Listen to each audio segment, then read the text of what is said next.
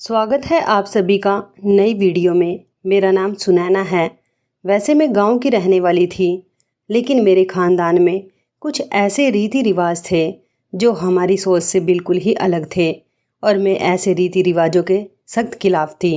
मुझे समझ नहीं आता था कि आखिर लोग आज के ज़माने में भी ऐसी मनगढ़ंत बातों पर विश्वास कैसे कर लेते हैं। मैं बहुत समझदार और पढ़ी लिखी लड़की थी। मेरी फैमिली में मेरी दोनों बहनों को पढ़ने नहीं दिया गया था, मगर मैं बहुत ज़िद्दी थी, इसलिए मैंने अपनी ही जिद से अपनी पढ़ाई को पूरा कर लिया था। मेरे घर वालों का कहना था कि हम गरीब लोग हैं और हम जैसे लोग चाहते हैं कि हमारी बेटियां इज्जत से अपने घर की हो जाएं, मगर तुम तो पढ़ाई करना चाहती हो, आखिर पढ़ लिख कर तुम्हें करना ही क्या है, जाना तो फिर भी ससुराल ही है, इसलिए घर के कामकाज सीखो, पढ़ाई लिखाई करने की कोई ज़रूरत नहीं है। मेरे पापा मुझसे बहुत प्यार करते थे, हालांकि वो अपनी तीनों ही बेटियों से बराबर का प्यार करते थे, मगर मैं बहुत ज़िद्दी थी, इसलिए सभी लोग मेरी ज़िद के आगे हार मान जाया करते थे। हम तीनों बहनों का कोई भाई नहीं था। मेरी एक बड़ी बहन थी और मुझसे एक छोटी बहन थी। हम तीनों ही बहनें आपस में बहुत मोहब्बत और प्यार के साथ रहा करती थी। मेरी मम्मी का गाँव की औरतों के साथ बहुत मिलना जुलना रहता था, जबकि मेरे पापा सिर्फ अपने काम से काम ही रखते थे। मेरे पापा का शहर जाने वाले रास्ते पर एक चाय का होटल था, जहाँ पर आने जाने वाले लोग रुकते थे और लोग उनके होटल पर बैठकर चाय नाश्ता करते थे। हमारी ज़िंदगी सुकून से गुजर रही थी। हमारे यहाँ जिस लड़की की शादी होने वाली होती थी, उसकी शादी से एक रात पहले उसको हरे रंग के कपड़े पहना दिए जाते थे, जिसकी वजह से वो लड़की शादी से एक रात पहले अपनी नींद पूरी कर लिया करती थी। वो सारी रात गहरी नींद में सोई रहती थी और अगली सुबह जब उसकी आंख खुलती तो उसके पास बहुत सारे पैसे होते थे। ऐसा हमारे रिश्तेदारों में हो चुका था। लड़की के पैर पर हल्दी लगी होती थी। ये रस्म मुझे कुछ अजीब सी लगती थी, क्योंकि मैं पढ़ी लिखी थी और ये बात जानना चाहती थी कि आखिर ऐसा करने से क्या होता है। इसी तरह जब मेरी शादी का समय आया तो एक रात पहले मुझे भी हरे रंग के कपड़े पहना दिए गए थे। मैंने चुपके से अपने कमरे को बंद करके अपने कपड़े चेंज कर लिए थे और सोने का नाटक करने लगी। अभी मुझे लेटे हुए 5 मिनट भी नहीं हुए थे कि मेरे साथ कुछ ऐसा हुआ जिसने मेरे होश उड़ा दिए थे। जब शाम ढल गई तो रात के आगोश में मैं घिरती चली जा रही थी। एक अजीब सा सुकून था और लापरवाही हवा चल रही थी। मैं छत पर बैठी हुई पंछियों को अपने अपने स्थान पर वापस जाता हुआ देख रही थी। तभी छत पर मम्मी मेरे पास आई और कहने लगी, सुनैना, तुम्हारा रिश्ता तय कर दिया गया है और अगले महीने तुम्हारी शादी है। अपनी मम्मी की बात सुनकर मैं चौंक गई थी कि अचानक मेरी मम्मी ने मुझसे बिना पूछे मेरा रिश्ता कैसे फिक्स कर दिया, यहाँ तक कि शादी की डेट भी फाइनल कर दी। मेरी मम्मी बहुत अजीब थी और बहुत गुस्सा किया करती थी, इसलिए उनसे बात करते हुए हम तीनों बहनों को डर लगता था। हम लोग सिर्फ खुलकर हंसी मजाक अपने पापा से ही कर लिया करते थे। मम्मी कहने लगी कि शादी से एक रात पहले तुम्हें हरे रंग के कपड़े पहनने हैं। मैं वो कपड़े तुम्हारे लिए निकाल कर रख दूंगी। शादी के समय घर के सारे मेहमान मौजूद होंगे, इसलिए मैं तुम्हारे मुंह से कुछ उल्टा सीधा नहीं सुनना चाहती। खामोशी से कपड़े पहन लेना, मैं तुम्हें अभी से ही सावधान कर रही हूँ। ये कहकर मेरी मम्मी उठकर चली गई थी। मैं गुस्से से उनको जाता हुआ देख रही थी। मुझे अपनी मम्मी एक आँख नहीं भाती थी, क्योंकि बचपन से लेकर अब तक उन्होंने हम बेटियों को बोझ ही समझा था, जबकि वो खुद भी एक औरत थी। मेरी मम्मी की चाहत थी कि उनके पास एक बेटा भी हो, मगर इसमें हमारी कोई गलती नहीं थी। हम तीनों बेटियां पैदा हो गई और इस तरह मेरी मम्मी की चाहत अधूरी रह गई। आखिर हरे रंग के कपड़े पहनने की वजह भी बड़ी अजीब थी, जो मैं किसी को क्या बताती। खुद को बताते हुए भी मैं डर सी जाती थी। ये हमारे ख़ानदान का रिवाज था कि जिस लड़की की शादी होती थी वो शादी के एक रात पहले अपने शरीर पर हरे रंग के कपड़े पहन लिया करती थी। फिर सुबह उसके पास ढेर सारे पैसे होते थे, लेकिन मुझे ये रिवाज हरगिज़ भी पसंद नहीं था। ऐसा तो लालची लोग करते हैं जो अपनी बेटियों के बदले ढेर सारे पैसे वसूलते हैं, और हमारे घर में भी ऐसा पहली बार नहीं हो रहा था। हालांकि इससे पहले भी मेरी बहन की शादी हुई थी, तब भी मेरे घर वालों को ढेर सारे पैसे मिले थे। मेरी बहन के साथ भी यही सब कुछ किया गया था। मैं इस रिवाज को लालच समझती थी, इसलिए मैं इस रस्म के पीछे छुपी हकीकत के बारे में भी जानना चाहती थी। इसलिए मैं दिल ही दिल में एक प्लान बनाकर बैठ गई थी। लेकिन शायद मेरी मम्मी को इस बारे में अंदाज़ा हो गया था, तभी तो वो मुझे सावधान करने के लिए आ गई थी। मैं नहीं जानती थी कि मेरी शादी किसके साथ हो रही है। मुझे तो कोई लड़के वाले भी देखने के लिए नहीं आए थे। मुझे इतना यकीन ज़रूर था, मेरी बड़ी बहन की तरह मम्मी ने मेरा रिश्ता भी मेरा फ़ोटो दिखाकर ही फिक्स कर दिया होगा, क्योंकि मेरी बड़ी बहन को भी लड़के वाले देखने नहीं आए थे। मेरी मम्मी का कहना था कि लड़के वालों को मेरी बहन की फ़ोटो दिखा दी गई है। उन्होंने उसकी फ़ोटो को देखकर उसे पसंद कर लिया और वो लोग कुछ दिन बाद बारात लेकर आ जाएंगे। मैं इस बात के बहुत खिलाफ थी। हमें लड़के वालों के बारे में पूरी जांच पड़ताल करनी चाहिए थी, मगर मेरे मम्मी पापा ने मेरी इस बात पर ध्यान ही नहीं दिया था। और अब मैं ये चाहती थी कि मेरे साथ भी ऐसा ही होना चाहिए। आखिर पता होना चाहिए कि मेरी शादी किस परिवार में हो रही है, कौन सी जगह पर हो रही है और लड़का कौन है, दिखने में कैसा है। मैंने मम्मी से दबे दबे शब्दों में पूछने की कोशिश की थी, मगर वो गुस्सा हो गई और कहने लगी, क्या तुम्हारे लिए ये जानना काफ़ी नहीं है कि तुम किस दिन दुल्हन बनोगी? पता नहीं आजकल की लड़कियों को क्या हो गया है। अपने ससुराल के बारे में सब कुछ जानने के लिए पहले ही बेचैन होती हैं। हमारे ज़माने में तो हमारे माता पिता रिश्ता तय कर दिया करते थे और हमें शादी के दिन ही पता चलता था कि हम कहाँ पर विदा होकर आए हैं। और तुम आज की लड़की जो बेचैन हो रही हो सब कुछ जानने के लिए। मैंने अपनी मम्मी से ज़्यादा जिद की तो वो मुझे मेरी शिक्षा के ताने देने लगी थी और तो और मेरी बड़ी बहन को भी कोसने लगी थी। मम्मी कहने लगी, ज़्यादा पढ़ लिख कर तुम्हारा दिमाग ख़राब हो गया है, इसलिए मैं तुम्हें मना करती थी कि तुम्हें ज़्यादा नहीं पढ़ना चाहिए, लेकिन तुमने अपने पिता को अपनी बातों में ले लिया। पढ़ी लिखी लड़कियां बहुत चालाक होती हैं और वो तुम्हारी बड़ी बहन सुरभि जो घर से भागने की नई रस्म पैदा कर गई, तो तुम उसकी पैरवी मत करना। तुम दोनों बेटियों ने तो गाँव में हमारी नाक कटवा दी है, किसी से नज़र मिलाने के काबिल तक नहीं छोड़ा। मैं अपनी मम्मी की बात सुनकर खामोश हो गई थी, क्योंकि मुझे अपनी मम्मी से ऐसी ही बातों की उम्मीद थी। वो जब भी बोलती थी हम बेटियों के बारे में कड़वा ही बोलती थी। मेरी छोटी बहन को भी वो छोटी छोटी बातों पर डांटती रहती थी। उनकी बातें सुनने की हम तीनों बहनों को आदत थी, इसलिए मैंने भी अपनी मम्मी की बात को इग्नोर कर दिया और अपना मूड ख़राब नहीं किया। लेकिन मैं पापा से बात करना चाहती थी। मैं पापा के पास बड़ी आस के साथ गई थी। मैंने पापा से कहा, पापा मेरी जिस लड़के के साथ शादी हो रही है मैं उसकी फ़ोटो देखना चाहती हूँ। प्लीज़ आप मुझे उसकी फ़ोटो दिखा दो। आपको तो पता होगा ना कि मेरा रिश्ता कहाँ पर फिक्स किया गया है। लेकिन आज पहली बार मुझे बहुत हैरत हुई थी। मुझे अपने पापा से इस तरह के जवाब की उम्मीद बिल्कुल भी नहीं थी। आज तो उन्होंने बिल्कुल मम्मी का रूप धारण कर लिया था। वो कहने लगे, सुनैना खामोश हो जाओ। अपने पिता से तुम्हें ऐसी बेशर्मी की बातें करते हुए शर्म नहीं आ रही? क्या तुम भी अपने दिल में सुरभि के जैसे इरादे रखकर बैठी हुई हो? बस खामोशी से तुम शादी की रात हरे रंग के कपड़े पहन लेना। यही हमारी रीत है और यही रिवाज है। मैं पापा की बात सुनकर खामोश हो गई थी। मैं समझ गई थी कि पापा का इतना बदला हुआ बिहेवियर सिर्फ और सिर्फ मेरी बड़ी बहन की वजह से है, क्योंकि जिस दिन से वह घर से गई है उसी दिन से पापा का भी मूड हम बहनों की तरफ से बदल गया है। मेरे पापा नहीं समझते थे कि रीति रिवाज हम बहनों को रास नहीं आए थे।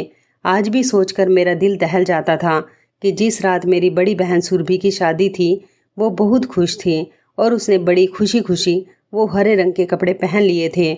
हम लोग शादी की खुशी में गानों पर डांस कर रहे थे, लेकिन आधी रात अचानक ना जाने क्या हुआ कि उसकी चीखों की आवाज़ से पूरा घर गूंज उठा था। हमारे घर में सारे मेहमान आए हुए थे। हम सब लोग घबरा गए थे। हम जैसे ही भागकर अपनी बहन के कमरे की तरफ गए तो उसका कमरा खाली था, जबकि उसके बिस्तर पर बहुत सारे पैसे पड़े हुए थे।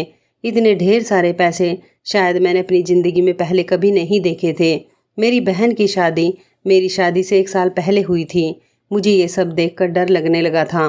मेरी मम्मी को अपनी बेटी के भागने की ज़्यादा टेंशन नहीं थी। उन्होंने वो सारे पैसे उठाकर रख लिए। मैंने अपनी मम्मी से सवाल किया था कि मम्मी आखिर सुरभि कहाँ चली गई है। मेरी मम्मी ने कहा कि तुम्हारी बहन घर छोड़कर भाग गई है, लेकिन ना जाने क्यों मुझे मम्मी की बात पर यकीन नहीं आ रहा था। मैं अपनी बहन को अच्छी तरह से जानती थी। वो बहुत मासूम और सीधी थी। उसका किसी लड़के के साथ कोई रिश्ता नहीं था, तो फिर वो किसके साथ भाग सकती थी? अगर उसका किसी लड़के के साथ रिश्ता होता तो वो मुझे ज़रूर बताती। मैं अपनी मम्मी की बात सुनकर डर गई थी, क्योंकि मेरी मम्मी हमेशा गुस्से में रहती थी। जब सारे मेहमान अपने अपने घरों को वापस चले गए तो मैंने अपनी मम्मी से सवाल किया था, मम्मी सुरभि आखिर कहाँ चली गई है और वो किसके साथ गई है? तो मम्मी ने फिर कहा कि तुम खामोश रहो, तुम्हें बताया है ना कि तुम्हारी बहन घर से भाग गई है, क्या पता किसके साथ गई है। जाते जाते हमारे मुंह पर कालिक मल गई। सारे गांव वाले कहते हैं कि मैंने उसकी अच्छी परवरिश नहीं की, इसलिए तुम्हारी बहन मेरी नाक कटवा कर चली गई। मेरी मम्मी हर बार अपनी बेटी पर इल्ज़ाम लगा रही थी। मैं अपनी बहन को अच्छी तरह से जानती थी। वो ये बात क्यों नहीं समझ रही थी कि वो गलत नहीं थी और वो कभी भी भाग नहीं सकती थी, क्योंकि वो तो अपनी शादी से भी बहुत खुश थी। समझ नहीं आ रहा था कि आखिर वो किसके साथ जा सकती थी। मैंने मम्मी से कहा कि अगर सुरभि को भागना ही था तो फिर उसने शोर क्यों मचाया था?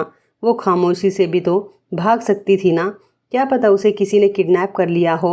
मेरी मम्मी ने मुझे घूर कर देखा था और कहने लगी, अभी तो छोटी है इसलिए अपने दिमाग पर ज़्यादा जोर मत डाल।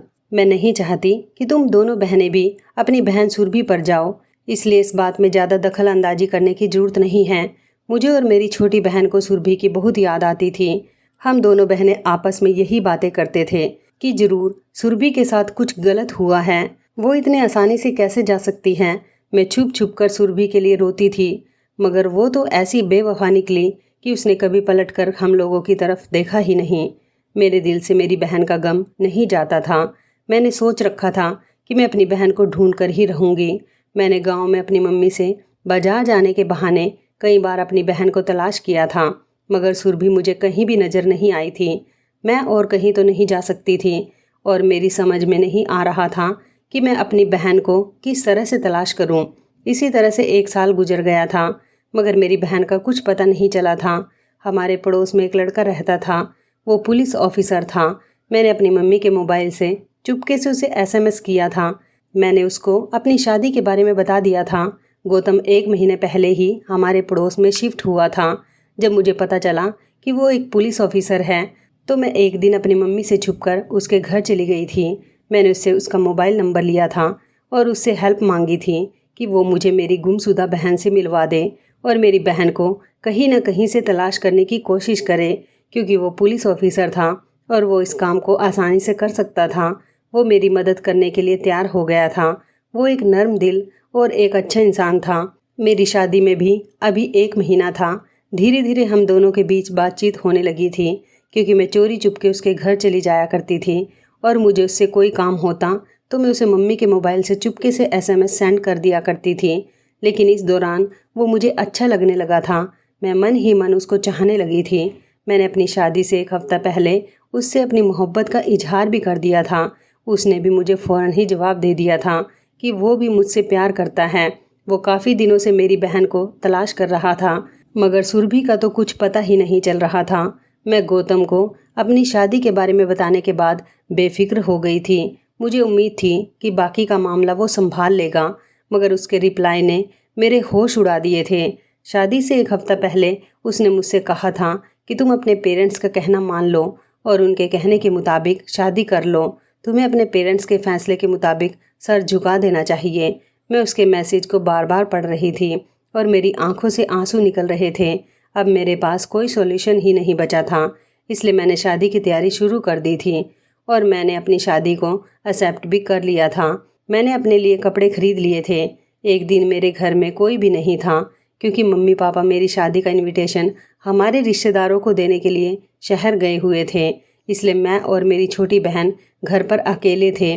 तभी अचानक से घर के दरवाजे पर दस्तक हुई। मैंने खिड़की से झांक कर देखा तो एक भिखारी खड़ा हुआ था। मुझे लगा कि उसे पैसे चाहिए होंगे। मैं उसके लिए पैसे निकाल कर ले गई थी। मैंने जैसे ही उसको पैसे दिए तो उसने मेरे हाथ से पैसे नहीं लिए, बल्कि वो तो कहने लगा कि शादी की रात तुम हरे रंग के कपड़े हरगिज़ मत पहनना, नहीं तो तुम बर्बाद हो जाओगी। सुरभि की तरह इतना कहकर वो भिखारी हमारे घर से चला गया था। मैं उसे आवाज़ देती रह गई थी, मगर उसने मेरी आवाज़ नहीं सुनी थी।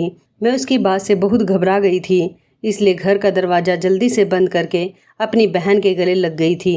मेरी बहन भी मुझे देखकर परेशान हो गई और पूछने लगी, दीदी क्या हो गया है? मैंने उसको उस भिखारी की बात बताई तो वो कहने लगी, दीदी ये भिखारी तो पैसे लेने के लिए ऐसा ही कहते हैं, लेकिन फिर भी मैं सारा दिन उसकी बात से परेशान रही थी। रात को फिर से जब मैं सोने के लिए लेट गई तो मुझे वो भिखारी याद आ रहा था। उसकी बातों से तो मेरा शरीर थर-थर काँप रहा था। उस भिखारी में कुछ ऐसा ज़रूर था जिसने मुझे चौंका दिया था। आखिर क्या था, ये मैं याद नहीं कर पा रही थी, लेकिन उसके शब्द अभी तक मेरे दिमाग में घूम रहे थे। वो कौन था और गुंजन और सुरभि को कैसे जानता था? गुंजन मेरी बुआ की बेटी थी और उसकी शादी भी इसी तरीके से हरे रंग के कपड़े पहनने के बाद ही हुई थी। उसकी शादी को 3 महीने गुजर गए थे, मगर अभी तक वो अपने मायके नहीं आई थी। हमारे ख़ानदान में जितनी भी लड़कियों की शादी होती थी, वो अपनी ससुराल जाने के बाद मायके में कभी पलट कर नहीं आती थी। हर लड़की रात में हरे रंग के कपड़े पहनती और सुबह विदा होकर अपने ससुराल चली जाती थी, लेकिन फिर उनका कोई अता पता ही नहीं मिलता था। वो कहाँ रहती, कहाँ जाती, उनकी कोई खबर किसी को होती ही नहीं थी और ना ही उनके मायके वाले इस बारे में कोई जानकारी लिया करते थे। हमारे ख़ानदान वाले तो बेटियों को विदा करने के बाद उन्हें उनके हाल पर छोड़ दिया करते थे। मैं अपनी मम्मी से पूछती तो वो कहती कि ये सब कुछ हरे रंग के कपड़ों का कमाल होता है। मैंने ठान लिया था कि मैं इन हरे रंग के कपड़ों का सच जानकर ही रहूँगी, मगर जब मेरे लिए वो समय आ गया तो मेरे हौसले दम तोड़ने लगे थे। अभी भी बहुत सी ऐसी बातें थी जिनके बारे में मुझे पता लगाना था।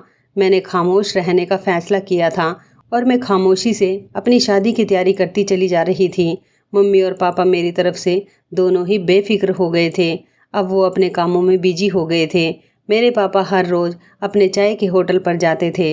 मम्मी पापा के घर से निकलते ही घर के कामकाज में बिजी हो जाती थी। हमारे घर के हालात बहुत ख़राब थे, लेकिन जिस दिन से मेरी बहन घर से गई थी उसके बिस्तर से हमें ढेर सारे पैसे मिले थे। तब से ही हमारे घर के हालात बहुत बेहतर हो गए थे। हमारे घर में एक से एक अच्छी चीज़ आ गई थी। आज दोपहर के टाइम पर मेरी मम्मी सो रही थी तो मैंने घर से बाहर निकलने का फ़ैसला कर लिया था ताकि मुझे उस दिन वाला भिखारी मिल जाए, मगर वो मुझे कहीं नहीं मिला था। मैंने उसे पूरे मोहल्ले में तलाश कर लिया था। मैं बहुत देर तक गली मोहल्ले में उसे ढूंढ ढूंढ कर परेशान होती रही और फिर मायूस होकर मैं अपने घर लौट आई थी। मैं घर वापस आ रही थी, तभी अचानक मेरी नज़र गौतम के घर पर पड़ी। मेरे दिल में ख्याल आया कि 4 दिन बाद मेरी शादी है। मुझे आखिरी बार गौतम से बात कर लेनी चाहिए। आखिर मुझे मालूम तो हो कि उसने अचानक मुझसे नज़रें क्यों फेर ली हैं। मैं यही सोचते हुए गौतम के घर के अंदर चली गई थी। मेरी खुशकिस्मती ये थी कि गौतम के घर का दरवाज़ा खुला हुआ था। मैं दबे दबे कदमों से आगे बढ़ रही थी, तभी अचानक मुझे किसी लड़की की आवाज़ आई थी। मुझे लगा था कि शायद वो किसी और की मोहब्बत में फंस चुका है, इसलिए मैं वापस अपने घर आ गई थी, क्योंकि वो मुझ जैसी एक मामूली सी लड़की से शादी करके भी क्या करता। मेरा दिल बुरी तरह से टूट चुका था। इधर मेरी शादी के फंक्शन शुरू हो गए थे। मेहंदी के बाद संगीत और फिर मेरी विदाई का टाइम भी आ गया था। मैं डर से कांप रही थी। जब शादी से एक दिन पहले मम्मी ने मुझे वो हरे रंग के कपड़े लाकर दे दिए जो हमारे खानदान की हर दुल्हन को पहनाए जाते थे। वो कपड़े उन्होंने मुझे पहनने के लिए कहे थे। मैंने वो कपड़े पहनकर मम्मी को ये जाहिर कर दिया था कि मैं कपड़े पहन चुकी हूँ। लेकिन मम्मी के जाते ही जब सब लोग अपने अपने कमरे में चले गए तो मैंने खामोशी से कपड़े चेंज कर लिए और वो हरे रंग के मम्मी के दिए हुए कपड़े मैंने अलमारी में छुपा दिए थे। और जो मैं हरे रंग के कपड़े पहले ही मार्केट से लेकर आई थी, मैंने उनको पहन लिया था। मैं सोने के लिए लेट गई थी। थोड़ी ही देर गुजरी थी कि अचानक मुझे किसी की खटपट की आवाज़ आने लगी थी। कोई दबे दबे कदमों से मेरे कमरे की तरफ बढ़ रहा था। मैं बहुत डर गई थी। वो आवाज़ धीरे धीरे मेरे कमरे की तरफ आ रही थी। फिर अचानक किसी ने मेरे मुंह पर हाथ रख लिया था। सामने खड़े इंसान को देखकर मेरे पैरों तले से ज़मीन निकल गई थी, क्योंकि मेरे सामने कोई और नहीं बल्कि गौतम खड़ा हुआ था। गौतम ने मुझे खामोश खड़े रहने का इशारा किया था और फिर वो मेरे कान में कहने लगा कि चुपचाप मेरे साथ चलो। मेरी समझ में नहीं आ रहा था कि मैं क्या करूं। मैंने अपने दिल की सुनने की ठान ली थी। मैं चुपचाप गौतम के साथ चली गई थी, जो मुझे हमारे घर के पीछे ले गया था। फिर वो कहने लगा, तुम मेरे साथ मेरे घर चलो, मैं तुम्हें एक्सेप्ट कर लूँगा। मैं समझ गई थी कि वही मेरा रखवाला है, वही मुझे हमारे ख़ानदान की बाकी लड़कियों की तरह गायब होने से बचा सकता है। मैं उसके साथ जाने के लिए तैयार हो गई तो उसने मुझे दीवार कूदने के लिए कहा था। मैं उसके साथ दीवार कूदकर अपने घर की 4 दीवारी से दूर हो चुकी थी। गौतम ने मेरा साथ किसी मेहरबान दोस्त की तरह दिया था। उसने मेरे लिए खाना बनाया था और मुझे खाना खिलाकर उसने मुझे अपने घर में ही बना एक कमरा दिया था और कहने लगा कि तुम यहाँ पर आराम करो। मैं कमरे में आराम करने के लिए चली गई थी और बिस्तर पर लेट गई। मैं जैसे ही लेटी तो मैं गहरी नींद में चली गई थी। सुबह जब उठी तो मैंने गौतम को पुलिस की यूनिफॉर्म में देखा था। वो कहने लगा कि मैं ड्यूटी पर जा रहा हूँ, मेरे जाते ही तुम दरवाज़ा बंद कर लेना। मैंने गौतम के जाते ही उसके घर के दरवाजे को अच्छी तरह से अंदर से लॉक कर लिया था। दोपहर का 1 बज रहा था जब मुझे पड़ोस से बैंड बाजे की आवाज़ आ रही थी। मैं बड़ी हैरान हुई थी कि आज किसकी शादी है। 2 घंटे के बाद वो बारात बड़ी धूमधाम के साथ वापस लौट गई थी। फिलहाल मैंने इग्नोर कर दिया था और मैं गौतम के घर की सफाई करने के बाद किचन में ठंडा पानी पीने के लिए गई थी कि किसी ने पीछे से आकर मेरे मुंह पर रुमाल रख दिया था जिसमें नशे की दवाई मिली हुई थी। उसे सूंघकर मैं बेहोश हो गई थी। फिर जब मेरी आंख खुली तो मैंने खुद को टूटे फूटे घर में पाया था। मैंने आंखें खोलकर इधर उधर देखने की कोशिश की थी। वो बहुत अजीब सा और छोटा सा कमरा था। जमीन भी कच्ची थी और बाहर से छोटे छोटे बच्चों के रोने की आवाज़ आ रही थी। मेरा सर बहुत घूम रहा था लेकिन मैं फिर भी उठकर बैठ गई थी। मैंने सोचा कि मैं बाहर जाकर तो देखूं कि आखिर मैं कहाँ आ गई हूँ। मैं जैसे ही बाहर गई तो बाहर 3 जवान लड़कियां बैठी हुई थी। वो तीनों ही मुझे देखकर मुंह सिकोड़ने लगी थी। तभी घर की तरफ से एक औरत निकल कर आई थी। वो मुझे देखकर कहने लगी, हमारे घर इतनी देर तक सोते रहने का रिवाज नहीं है, तुम अपने चाल चलन सीधे कर लो। मैं तो उस औरत की बात सुनकर हैरान रह गई थी। मैंने उसे कहा कि आखिर आप कौन हो और मैं इधर क्या कर रही हूँ, ये किसका घर है, मैं कहाँ पर आ गई हूँ। मैं उस औरत से तरह तरह के सवाल करने लगी थी। उस औरत ने किसी को आवाज़ लगाई थी, अरे गजेंद्र आ जा, तेरी पत्नी सोकर उठ गई। पति गजेंद्र। मैं तो ये बात सुनकर हैरान रह गई थी। मेरी तो शादी ही नहीं हुई थी, बल्कि मुझसे शादी तो गौतम करना चाहता था और वो मुझे अपने घर पर ले गया था। मेरी कुछ समझ नहीं आ रहा था। मैं बार बार यही सब कुछ सोच रही थी। तभी कोई 55 साल का आदमी छत से उतरकर नीचे आ गया था। वो तीनों जवान लड़कियां उसी की थी। उसकी सबसे बड़ी बेटी की उम्र 19 साल थी और बाकी तीनों बेटियां उससे 2-2 साल छोटी थी। वो बहुत काला और मोटा सा आदमी था। वो आदमी मुझे देखकर बहुत खुश हुआ था। फिर वो अपनी माँ की तरफ देखकर कहने लगा कि हमारी शादी का बंदोबस्त किया जाए। अब मैं बर्दाश्त नहीं कर सकती थी। मैं चिल्लाने लगी थी कि कौन हो तुम लोग और मुझे यहाँ पर क्यों लाया गया है। मैंने उनसे कहा कि मैं जानती हूँ तुम लोगों ने मुझे गौतम के घर से किडनैप किया है, वो तुम लोगों को छोड़ेगा नहीं। वो मोटा आदमी हंसकर कहने लगा, तुमने बिल्कुल ठीक आइडिया लगाया, हमने तुम्हें किडनैप किया है, लेकिन तुम बेफिक्र रहो क्योंकि गौतम हमें कभी भी नहीं ढूंढ पाएगा क्योंकि हमारा गांव इस जगह से बहुत दूर है। अब तुम्हारी भलाई इसी में होगी कि तुम खामोशी से मेरे साथ शादी कर लो, नहीं तो इस घर में तुम्हें खाना तक नहीं दिया जाएगा और फिर भूख से बिलख बिलख कर तुम मर जाओगी। मरने से अच्छा है कि तुम खामोशी से शादी कर लो, यही तुम्हारे लिए बेहतर होगा। मैं उस आदमी की कड़ाकेदार आवाज़ से डर कर रोने लगी थी। मैं समझ गई थी कि यहाँ से बाहर निकलना मेरे बस में नहीं है, इसलिए मैंने खामोशी से गजेंद्र का कहना मान लिया था। इसी तरह मेरी शादी गजेंद्र के साथ हो गई थी और मैं कम उम्र की लड़की उसकी जवान बेटियों की माँ बन गई थी। मेरी अनचाही सास घर का कोई भी काम नहीं करती थी। उसने घर का सारा काम मेरे हवाले कर दिया था। कहने लगी, बहू ही करेगी, किडनैप करके लाई गई बहू ही घर का सारा काम किया करेगी।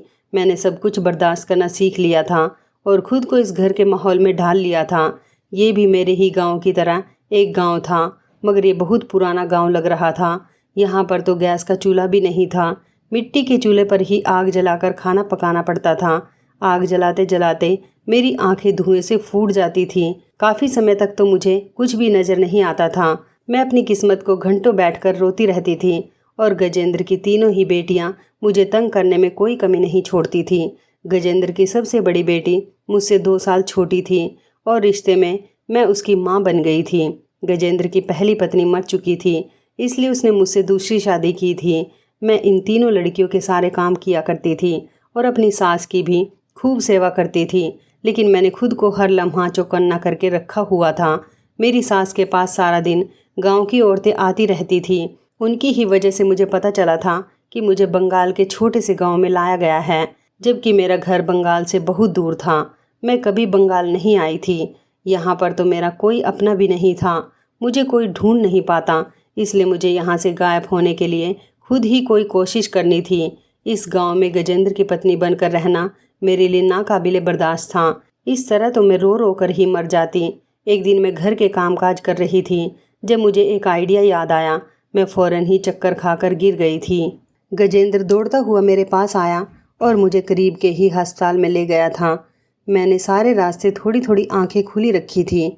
मैं रास्ते को समझने की कोशिश कर रही थी, लेकिन मुझे कुछ समझ नहीं आ रहा था, इसलिए मैंने बेहोश होने का नाटक 2-3 बार किया था। फिर मैंने अपनी सास से कहा था कि आप क्यों घर से बाहर सब्जी लेने के लिए जाती हो? अब आपके आराम करने के दिन आ गए हैं। आप घर की सारी जिम्मेदारी मुझ पर छोड़ दो।